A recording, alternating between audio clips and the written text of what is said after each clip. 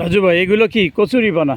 কচুরিপানা এইটা হলো এগুলো এক ধরনের জলজ উদ্ভিদ, কিন্তু এগুলো আপনার গরুর গবাদি পশুর একটা উৎকৃষ্ট মানের খাবার। খাবার। আর এটার মধ্যে সুন্দর ফুলও ফোটে। সুন্দর, যখন এগুলোতে ফুল ফোটে খুবই সুন্দর দেখা যায়। এটা এটা বলে হলো আরেক জাতের কচুরিপানা, এই যে ছোট, এই যে সবুজ যেটা। আমরা এখন আছি মশুরিখোলা নীলাচল রিসোর্ট। আমাদের সাথে আছে আমাদের লাভার বয় রাজু। তার হাসিতেই বোঝা যায় যে সে কতটা না একটা সুন্দর কি পরিমাণের লাভার বয়।